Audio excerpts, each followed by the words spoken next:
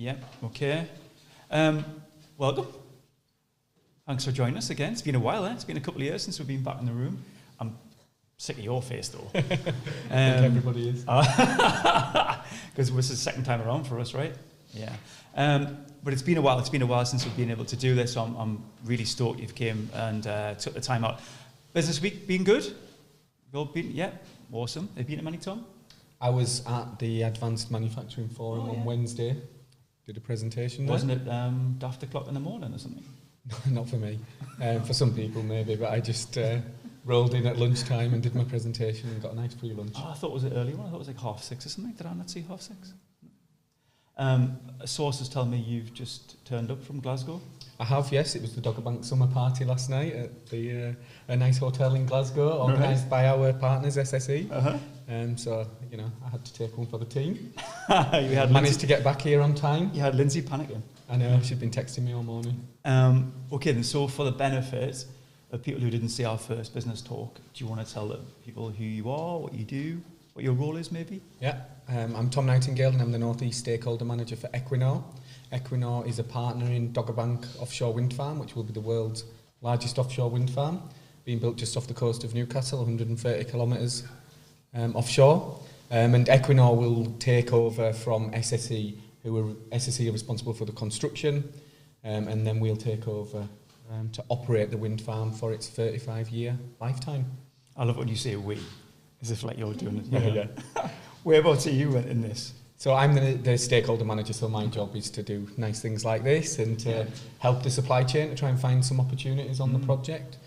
Also do a lot of the community engagement and skills work as well. Cool. We'll come on to that because it's a really good piece of work. In terms of the last time we spoke, then how's things going? You know, with the base, and are you over at Port Tyne this side of the water? Yes, we are. So we're on the south side of the water, and we're in a temporary office, one of the units at the entrance to the port at the moment. But as you drive past the port, you might have started to see a very nice big building appearing, and it's going to be the main office facility, warehouse, and our control room as well. So it looks fantastic now. It's going to be an amazing place to work, and the construction's going really well. We'll move in November, hopefully. I'm laughing because I try to avoid saying the right side of the Tyne. Yeah. Well, sorry, I've just said it. But you're north side, aren't you? I do. I live in Holstone. Yeah. So you're backwards and forwards through that tunnel. Through the tunnel, it's all right. Good. So, will you be based south side all the time then? I will. That place? Yeah. Okay. Once we get up and running, I'm doing a lot of working from home at the moment, but soon I'll be cycling into the office. Oh, will you? Yeah. Oh, good man. So, recruitment then. You're going to need people. Yeah. How's that going?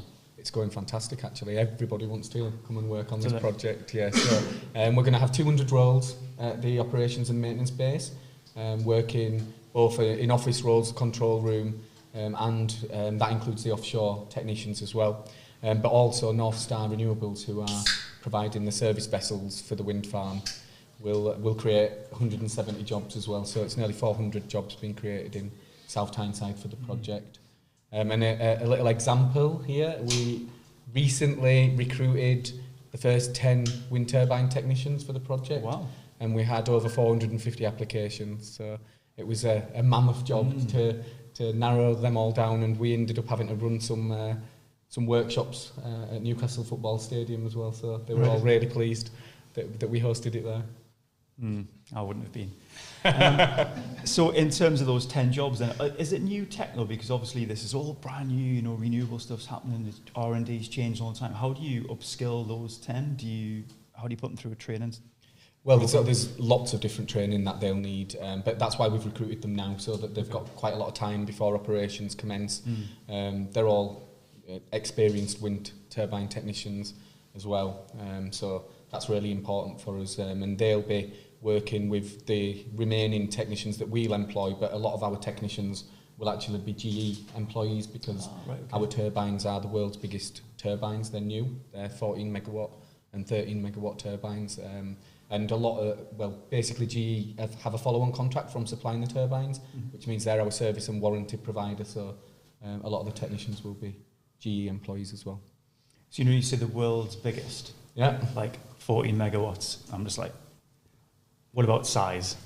So when the blade tip points upwards, they're 260 metres tall. each. So there's only 2 buildings in the UK taller than that, and we're putting 277 of them in the ocean. So it's it's one of the UK's biggest industrial projects, and it's costing £9 billion to finance. So it's pretty major. Excellent. Just in terms of that recruitment, then obviously you're going to have to keep looking for that future skills pipeline. How does that work then? You're always looking at the horizon for people coming through. We are. So we're going to be doing things like bringing in apprentices. We have a graduate scheme, so we've already got our second graduate rotating into the project from the Equinor graduate scheme as well. And, you know, Equinor's a fantastic company. They train people all the time in different ways. But what we're also doing is working a lot through our community fund with schools and colleges in the area. So in particular with South Tyneside Council, and where we've been focusing on things like transition from primary to secondary school and trying to promote STEM subjects. We don't just promote offshore wind. Obviously, we hope a lot of these young people will come and work in offshore wind, but we just want to promote STEM as a really good base foundation for a future career, and working in the energy sector. Well, I've just met a young man here who's just done engineering, so he'll be interested in that. So that's great that you're doing it. So what does that look like in terms of your role then with the schools? Do you visit each school and sort of tell them what's been going on? And so we run activities that help teachers. So we do things like STEM accreditation for teachers, and whenever teachers want us to go in, we go in. But then South Tyneside Council will suggest things that they want to do that meet the local needs. So we also run our community fund in East Riding of Yorkshire and Redcar and Cleveland, because that's where our cables connect. And in each area we do different things, because we don't just want to say it's important to target 14 to 16 year olds if that's not going to help that local area. You know, we listen, and Alex is going to be talking about some of the things that we're doing in South Tyneside. Things like working with young females. That's really important, getting more diversity in the sector. Excellent. Don't steal his thunder. Okay. Trying not to. What about local businesses? Obviously, we've got businesses in the room right now. What does it mean to the borough, the region? So there's been some really great examples of some businesses that have won contracts. When you think about a project like this, we only place a few really big contracts mainly with our partner, SSE, who are responsible for construction. So what we've been doing is running a series of events to introduce those, like we call them tier 1 suppliers, to the rest of the supply chain. And we did quite a lot of events a couple of years ago, and we're running some more events now, more focused on operations and maintenance as well. But what we're really starting to see now as the project heads towards the construction is lots of companies in the northeast and even in the local area around the wind farm operations base winning work. So Metec are here today, and they'll talk about their contract. We also have a great example, Techmar down near Darlington. They won their biggest ever contract on the project too. You touched upon the Advanced Manufacturing Forum this week. So is that really important to you then to go and meet some of the the businesses we've got? Yeah. Well, I've got a background in the supply chain in manufacturing companies along the Tyne, so I think it's really important from my perspective just to support those. But what you find with organisations like that and others like RTC is it's a really good way to try and access smaller businesses and SMEs as well. So I think that's really important. And when we think about operations on the wind farm, things like data and digitalisation are going to be really important. And I think that's maybe where we'll have opportunities for some smaller businesses to get involved as well. Cool. So you touched upon Graham from Metec, and we're going to hear from a few guests now, if that's all right. So Graham, do you want to jump in the hot seat? And we'll hear from you. Tom, if you just chill for a little bit. Keep quiet. You're dying to chill after you. I may bring you in, Tom, don't worry. Glasgow was hard, so you want to rest. It's a good job I didn't tell Lindsay that I was trying to get a flight out of France last night then. Oh, yeah. Well, Graham, you might as well introduce yourself. Tell us who you are, what you do. So my name's Graham Cram, the Sales and Commercial Manager from Metec, based in Shaftesbury Avenue in South Shields. We are a cathodic protection manufacturer, and for anybody that doesn't know what cathodic protection is, in simple terms, steelwork that's submerged in seawater rusts. We slow down that rust. We slow down that reaction to a point where the turbine will last for the lifetime of the actual, or the monopile will last for the lifetime of the actual wind farm. In a nutshell, we prevent steel from rusting in water, seawater. Nicely done. So you were awarded a contract or two? We were. So we were the beneficiaries of a significant contract for the size of the company we are. We are a small to medium business. To be awarded a contract of multi-million, I think it's been noted that it was around about the 6 million mark. For a company in South Tyneside to be awarded a contract of that value, I think was significant for many, many reasons. In general, you know, the business has always survived on smaller projects, but to be given a project of that nature at the time that we were given it as well, which was vital off the back of, we were sitting in the middle of a pandemic. It was encouraging to see that the developers were still in a position to drive that project through at the time when it was driven through, right in the middle of the pandemic. It was very much a needed project for a number of reasons. We had another project actually delayed for other reasons. So it was vital for us as a business, and it was vital for the workforce that we have as well. So it's secured. Absolutely, it's secured. It's secured roughly 35 to 40 positions in the business. It also, I mean, on projects of this nature, we do up labour for a project of this size. We'll maybe increase by 5 to 7% the actual fixed labour force. But from a temporary point of view, there's a number of temporary labour brought in as well. And that's temporary labour that tends to work in that field where they will look for job to job. You know, it's the old oil and gas guys or girls, the welders of the industry who tend to follow the jobs round. So when they see a job, the likes of Dogger Bank, they want to come and work for you. So we do have a good pool that we bring in to substitute, not so much substitute, but to add benefit to the fixed workforce that we have as well.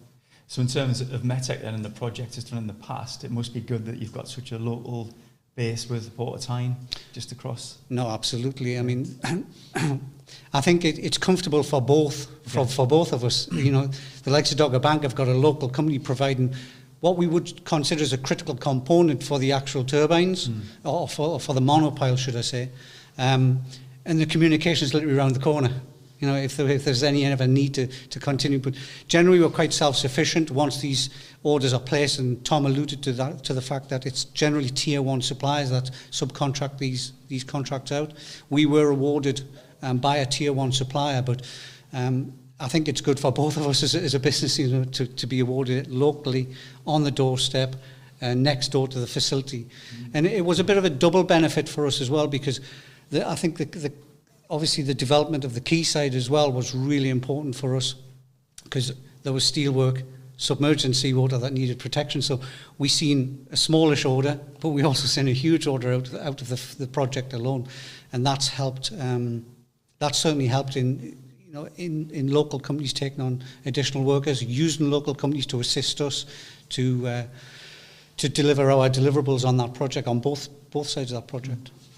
So I know in terms of supply chain, then you really value yours, and I think we've discussed in the past about maybe sea lane. Do you want to talk to us a little bit about how valuable they are to Metec? Yeah, I think it's important. I mean, I've actually just drilled down into some of the stats before I came out there, and alone there was around about 30 companies regionally have actually benefited in the last 12 months from the Dogger Bank project, and it's good to drill down into this to see how far these tentacles spread. And it literally spreads, you know, it comes from the local cafes right up to some major suppliers for us, for steel supplies in the area. Sea Lane, they certainly assisted us with the installation of anodes for the quayside, so they've benefited from it. I know HQ Fabrication have benefited. They manufacture jigs and things that just help us do the actual job for Dogger Bank. And I was speaking to Chris from HQ before. He mentioned they're taking on apprentices. So when you drill down into it, you really do see the benefits at ground level and in the community of what these projects do for the area. We always talk about the ripple effects of offshore wind, and it's really great to hear that, because it's a real tangible example of the sort of benefits that all of the local supply chain can have. And if I can just talk for 1 minute about the operations base, we spent over 7.5 million on building the base, and 4.5 million of that was with companies in the South Tyneside area. The rest of it was in the northeast. So it's been a really great example of us working with local companies as well. So in terms of, obviously there's lots of opportunities there for businesses. There's a Doggerbank website you can... Yeah, you can register on doggerbank.com as well. But we also have a series of events that have been organised on our behalf by NOF, which is a local business development organisation. And you can find out on their website about our next event will be an innovation event in September. So we've run 4 recent events as well, which we promoted last time I was here. Wonderful stuff. Graham, I think we'll let you off the hook. Is there anything else you want to say? No, that's fine. All good? Happy for that. Wonderful. Thank you. Thank you, sir. Thanks, Tom. I thought you were going to get a round of applause there, but no.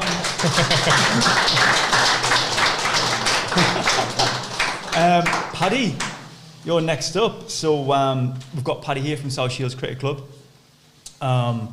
which is good, Tom, because we want to talk about the community grants that you mentioned earlier. So we've got Paddy in. So Paddy, do you want to tell us who you are, where you're from, what you do? I'm chairman, just taking over chairman of South Shields Cricket Club. I'm heavily involved with the juniors and raising money through grants. So we had a very successful year. We decided after COVID, obviously, we'd make a real push to get girls playing cricket, because traditionally that's something we'd always been criticised for, that we've always been very strong with boy juniors, but not the girls. So we had a real chat about it and did a bit of research. We found the biggest factor in girls not playing cricket was playing on mixed teams as they got older. So we decided to make it girls only. And we found, we just blown away. We thought we might get 10 kids, and we had over 50 primary school girls coming down last year, of which are hardcore, taking it very seriously. Like, as they're complete beginners, we thought it'd be a couple of years before we could have them playing hardball, but they worked so hard over the winter that we are the only team, I believe, in North East that's got a girls under 11 hardball team that plays every Sunday. We're the only one with 2 under 11 softball teams. Nice. You know, we had 20 training really hard, did exactly the same program the boys do for 18 weeks over the winter, 2 hours every Sunday, like proper training. And no, it's gone very well, and they're really enjoying it. The local MP came to visit them, because I was very keen that I had female role models, because obviously it's not, you know, I think we produced 2 first-class cricketers in 172 years, so it's obviously you want to produce good players, but it's also about developing them as people. So she invited them down to London to visit the House of Parliament. I'm also a member of the MCC, so I made a very cheeky call and to see if we could combine that with a visit to Lords. Yeah. They only normally do it for organisations within Westminster, but when they're sold, you know, all the girls, 3rd highest unemployment in the country, a lot of the kids on free school meals, and et cetera, et cetera, et cetera. And what we've done, they've been absolutely fantastic, so they've invited us down as well. Wonderful. Obviously had to arrange that a long time in advance, because I knew some of our parents wouldn't be able to afford it, so we've done a lot of fundraising, and thanks very much to Doggerbank, we got that grant incredibly, like within a week, which was incredible. Oh wow! All right, so the grant was used for the visit. So the grant's going towards paying for the transport and accommodation, because obviously some of the parents, you know, were subsidising very discreetly. So I just think that's a fantastic opportunity for them, because I noticed before we said about young females and diversity, I think also probably one of the diverse, no, I don't think there's a more diverse club than ours. I mean, if you look at our juniors, out of the 20 girls who are going down there, I think we got girls from the Bangladeshi community, which is traditionally been a very hard community to reach, South Shields, for cricket. We got British, Indian, British, Pakistani girls, probably about a quarter of the girls are from that background. But I really want to take them down there, because a lot of them never even been to London, just to widen their horizons and, you know, just getting to see what's out there. I mean, because I do know that girls, all the research shows girls who play sports achieve more academically, they're less likely to be victims of domestic violence. I mean, the statistics are just crazy, the benefits of it. But also we wanted to give them a wide experience, so we've been very lucky. We've had Doggerbank who have made a donation, and Dane Barber's made a donation, and Banks Community Unit Fund made a donation, so with some bag packing, and you know, the parents who can afford to make countries as well, we're able to take all the girls, so I think that'd be a fantastic opportunity. So thanks very much for helping us do that. How does that make you feel, Tom? You know, great. Grassroots level. Yeah. We've got any charity can apply for a grant of up to £500 from the Doggerbank Community Fund, and I think we've awarded 12 in South Tyneside so far. So this is just another great example. They're so varied as well. We've awarded to food banks, cricket, other sporting stuff. They're always linked to well-being, sort of activities as well. So some great examples, and it's brilliant to hear that. If they're going to do even better at their STEM subjects, potentially they can come and work on the wind farm as well as playing cricket. I'll let them know. Yeah. Wonderful. Thanks, Paddy. South Shields colours, is it? MCC colours. Ah, right, okay. First time I've ever worn the tie. Right, excellent stuff. Thanks very much. Thank you.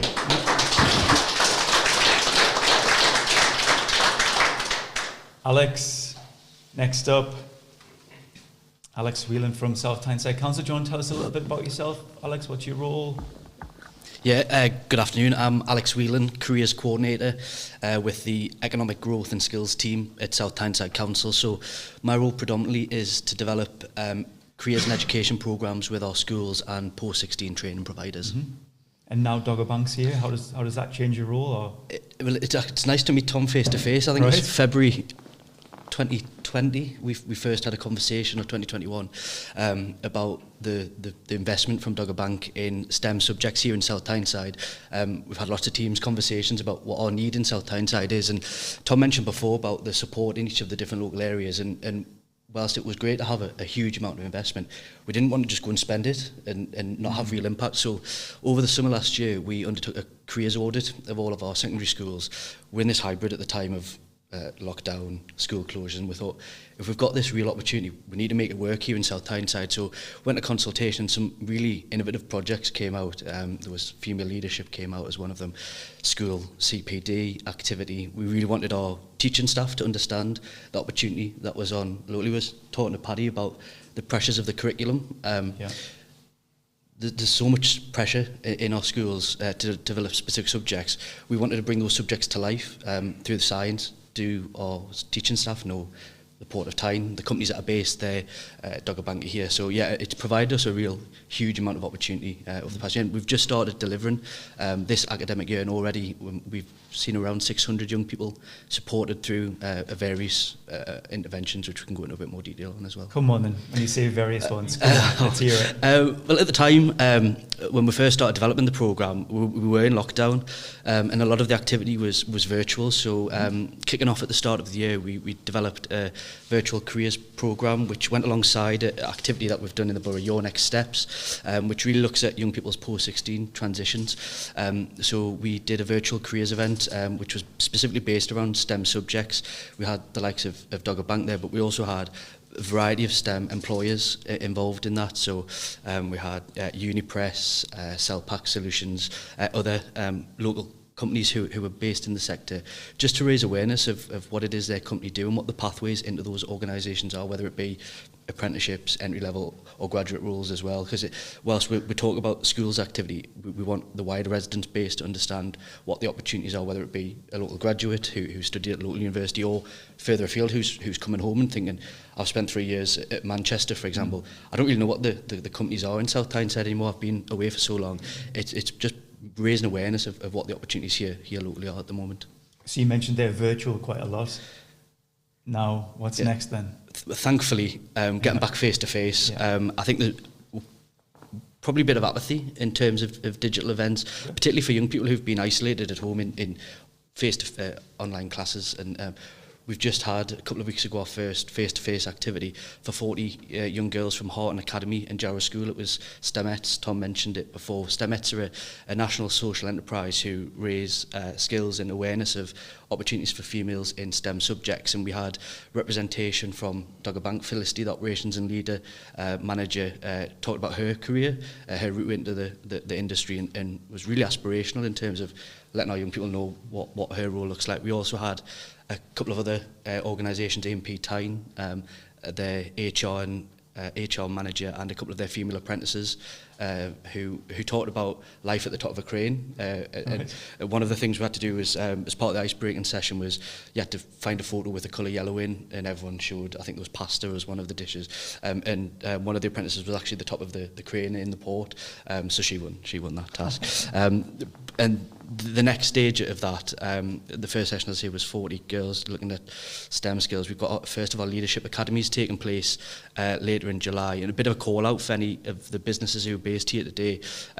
We'd love some more STEM ambassadors to showcase what the types of roles are within your industry. That day itself will be delivered at the Word for 16 to 24-year-olds who are looking at becoming a STEM female leader. We've got Amazon, who are based at Jarrow. All of their senior leadership team are females, and they're going to support that activity. As Tom says, whilst we're promoting Dogger Bank and Equinor and SSA and the companies, it's about raising the profile of all STEM subjects and careers and businesses based in South Tyneside and the wider region as well. Yeah. You touched upon the students there, and there's a scholarship grant, isn't there? Do you want to tell me a little bit about that? Yeah, I can talk about that. We have, as part of the community fund, we've got the funding for the local authorities around STEM education. We've got the community groups funding that we mentioned, but we also provide scholarships. So the total investment during the construction is £1 million in total across all of these areas, and the scholarships is really important. We're going to award 62 scholarships, which, sorry, I'm just trying to get close. We're going to award 62. We awarded 25 already to the 3 areas that I mentioned previously, and 12 of those were from South Tyneside. So that's not me getting my stats wrong. It was 12 community groups and 12 scholarships that we've awarded, and that's awarded to any student studying anywhere in the UK that has a postcode within those 3 areas. So we've got students studying in Manchester, London, all over the UK. They receive £5,000 each towards their student loans. That's fantastic. So it's quite a big investment over the construction phase, but that won't be where it ends. When we take over as the operator, we're going to announce in the future our yearly community fund as well for the 35 years of the project. Wonderful. So Alex, you mentioned you hadn't met Tom. No, the first time. And just a point on the 12 scholarships. The subjects that those students went on to study, 60% of them stayed at universities here in the northeast, the rest went more further afield. An example, a young lad, Josh, who went to Hartnell Academy, went on to do chemical engineering at Manchester. We've had medicine at Durham, biomedical sciences at Sunderland. So there's a whole host of subjects that are being tapped into as a result of that. And Josh, he said, actually he doesn't worry about the impact of his earnings anymore at the end of it, because he knows that £5,000 has gone straight to the student loans company. It's paid the fees. Cool. It's something he doesn't have to worry about anymore. And, out of the 3 areas, South Tyneside had the most last time with 12. We'd like to increase that further this year, so we'll be going out to the schools next Tuesday to promote that. And whilst we talk about being schools, there's also adult. Yeah. It's not just school leavers going into their first year of university. You could be at any point, first year, second year, third year. You can only get one year's worth of support, but you can be at any year. And there was no favouritism towards South Tyneside. We're more densely populated than the other 2 areas, and it's all managed by a third party. So Excellent. We don't select the students. The course that they're studying has to be 50% related to STEM. Yeah. Okay, cool. So I was going to say, Alex, you'd never met Tom. It sounds like it's really impacted your role.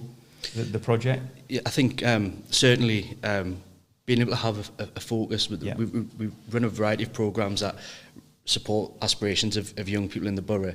Having a huge employer, significant employer linked to a really key sector in the borough has allowed us to step back a little bit at a time when everything was all a little in the air. And we took a step back and being able to consult with our schools around what are the key priorities, so what came out of that. And we've got a careers leaders network in the borough, and we've sort of had a key focus for this academic year, which looks at parental engagement. We've just done a pilot with Bolton School, which looked at unemployed parents, and we invited those parents into the school, and we talked about supporting those parents to support their young people, but it was also about supporting them with their own careers.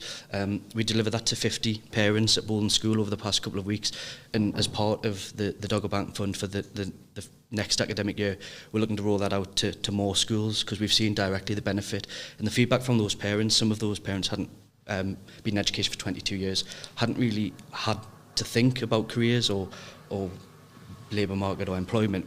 And it's given them the confidence to sit over the breakfast table to say, actually, do you know what exists at the Port of Tyne? And we're really excited to see how that programme can roll out from the new academic year. And we've got all of the events programme that's linked to the Doggermount Wind Farm.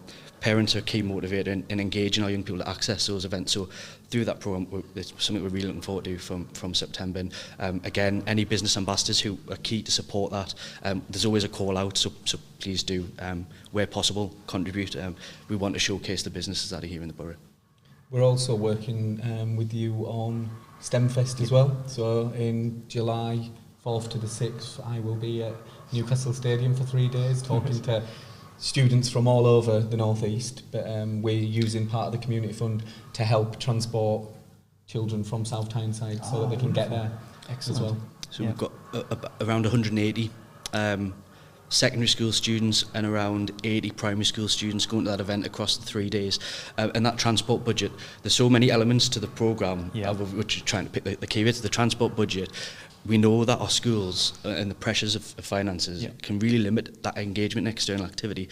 And we've been awarded a £5,000 initial transport budget to support just actually getting to those events. We would prefer public transport, more sustainable, particularly for the STEMfest, net zero. But I think that transport budget's really going to open up the opportunity for schools, particularly teachers, to get out of school and go and engage in these events. And I think the event at St James's Park is going to be a brilliant couple of days, and as I say, a minimum of 180 of our students being able to engage in that. Really excited to hear the feedback as we go from that event as well. Well, you can tell them to prepare, because we're going to be have some wind turbines there that they can build, and I'm thinking of doing it like Top Gear style with a leaderboard for how fast you can build a turbine. Faces on there. Yeah. Exactly. You know, that's super important. You talk about, you know, schools' budgets being tight. You know, that expense has to then go on to parents. So actually, that £5,000 is super important. So well done with Absolutely. that. I think we'll take some questions from the audience. But Alex, you might want to stay with us, because some questions might be aimed towards yourself. So we've got a roaming mic. Misha, do you want to turn that on? It's on. Any questions for Tom or Alex or the project itself? Was that Carl looking pensive there? Was that good? So we're going to grab this microphone, yeah, so the listeners at home live streaming can hear. Good afternoon. Thanks very much, pal.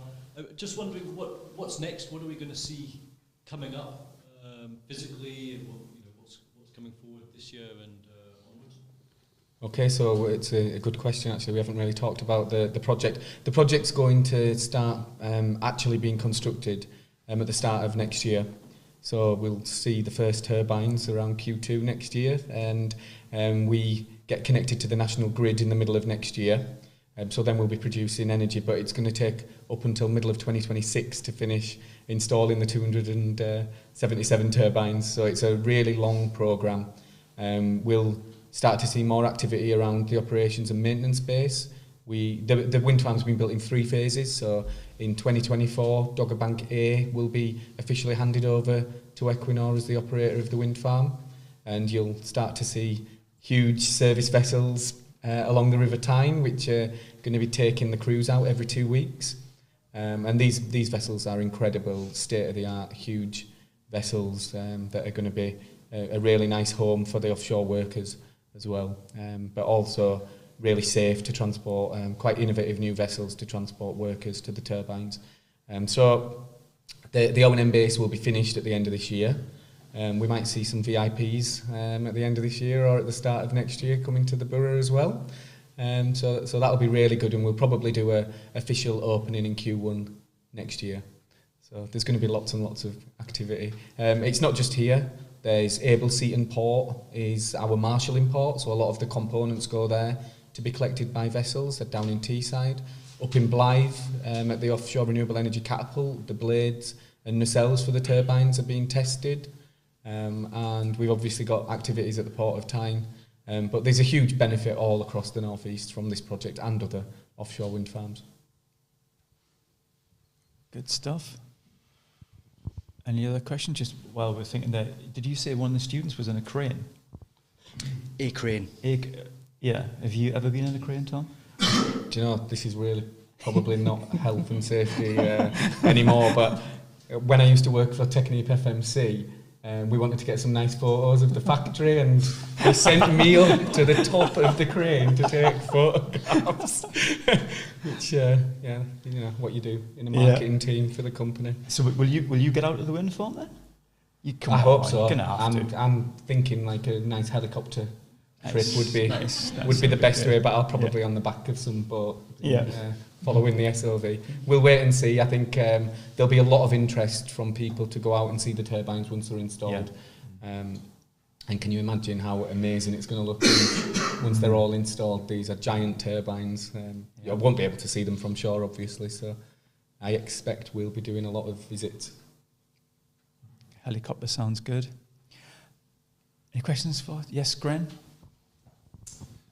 So just a question about, I guess, direct employment on the Port of Tyne, and just about sort of the jobs and the types of jobs that you're looking to create in terms of being actually on site, on the Tyne.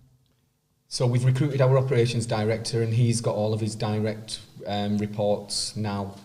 So we've got a control room leader, we've got a logistics and warehouse leader, a marine leader, we've got the leader for the offshore wind turbine technicians as well. And Felicity's the overall operations leader working for Mark, and they've all started to recruit different positions. So in the control room, we've got control room engineers, but we're also thinking about some roles like data analysts, maybe even computer programmers. That how we manage our operations and maintenance data is going to be critical. There's sensors all over this wind farm feeding information, and our control room has a double height wall on one side, so it's going to be like NASA in there with just TV screens everywhere monitoring everything.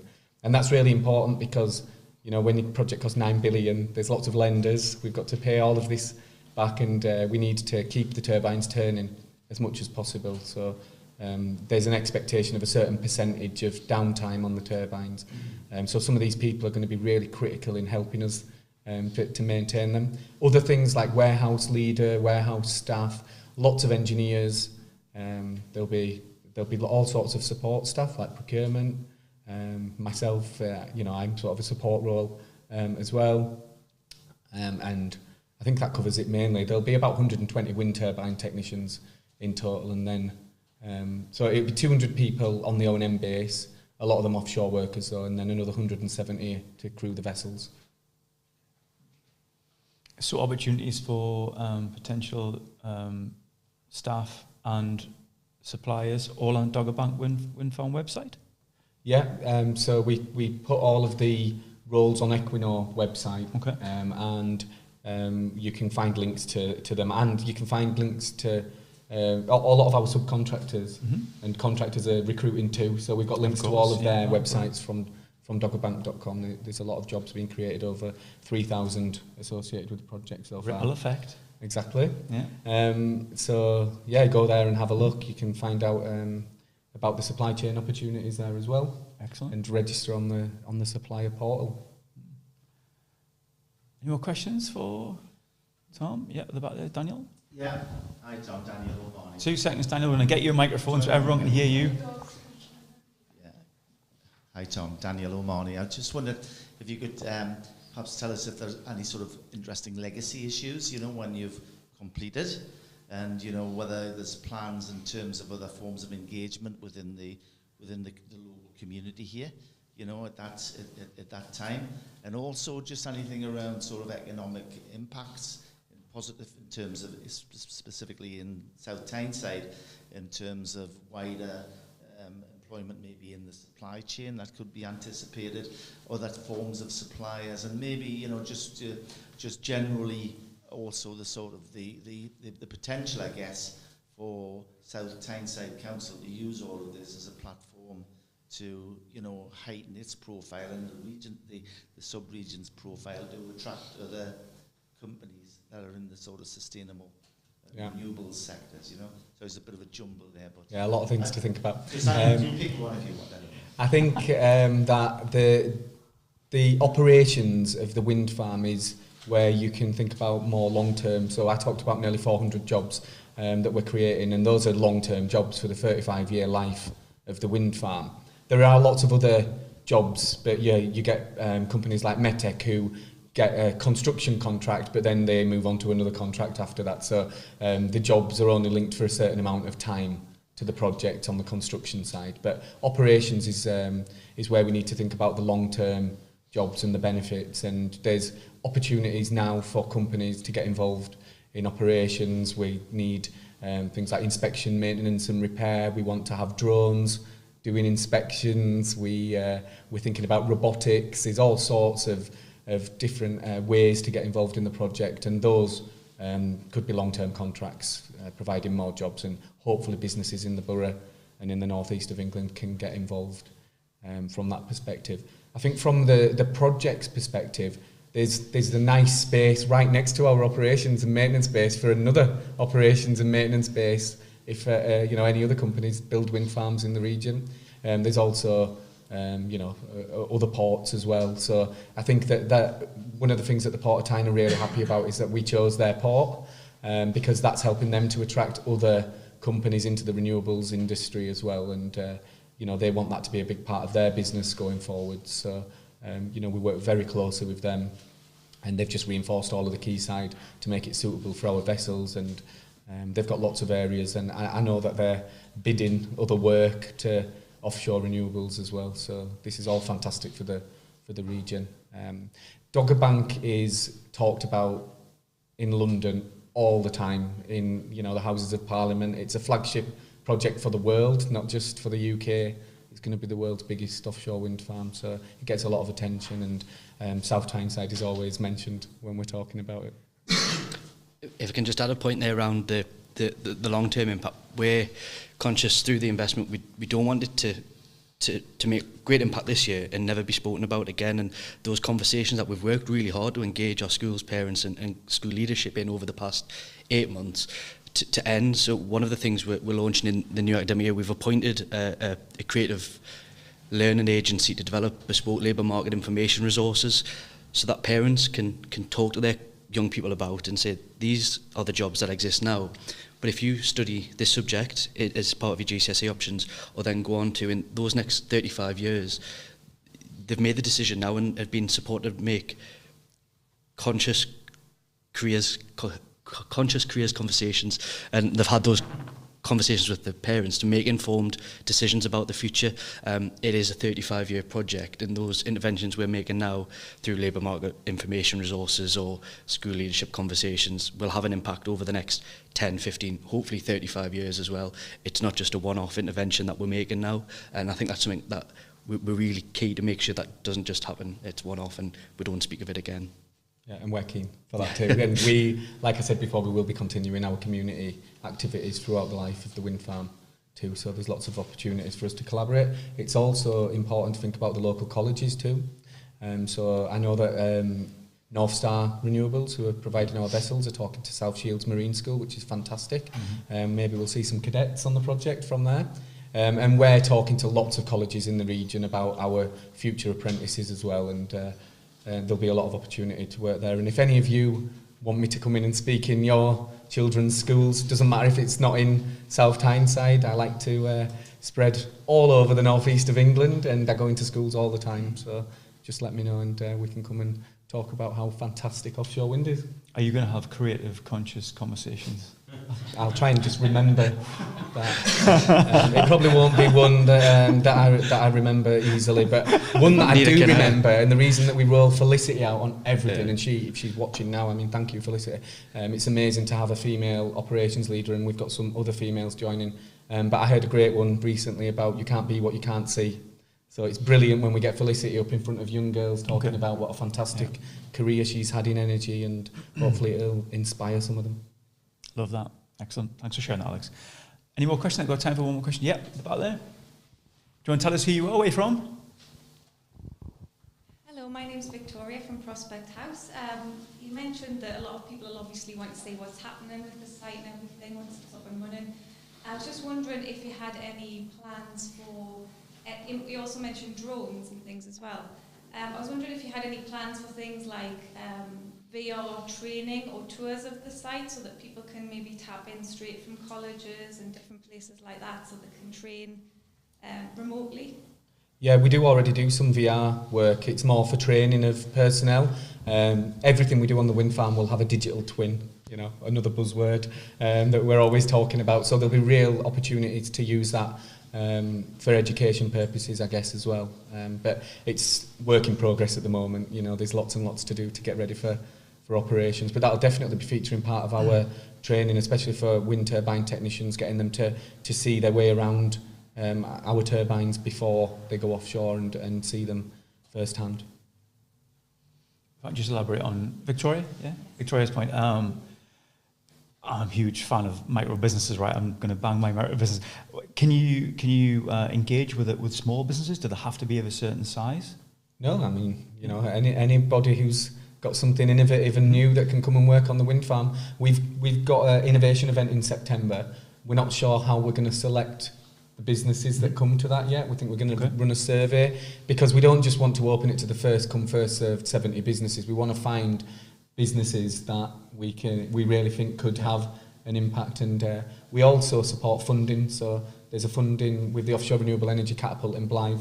It's called the Technology and Innovation, the Green Growth in Offshore Renewables, TIGOR, and this funding focuses on businesses of all sizes, but it's only given to businesses in the northeast. Okay.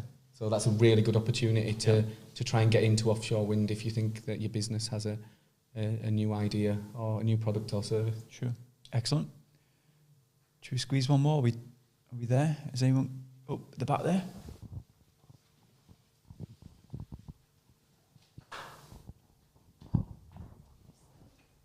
I'll jump over.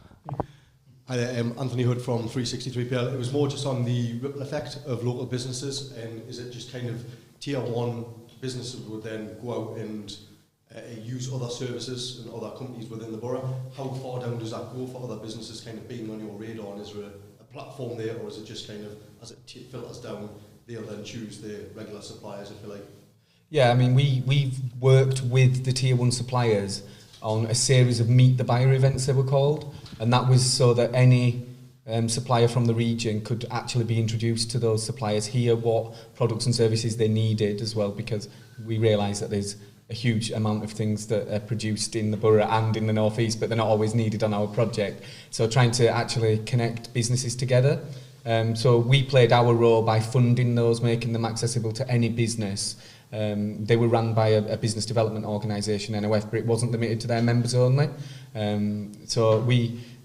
This has actually led to a few of these contracts. We want to hear about any contract that's being placed. I mean, I'm going to have a chat with Graham afterwards about all these businesses that have received work from Metec, because we don't always hear about those, but we also want to promote those businesses. So we'll do a press release about that contract, however small it is, to help promote their business, and hopefully they might win more future work from other offshore wind farms as well.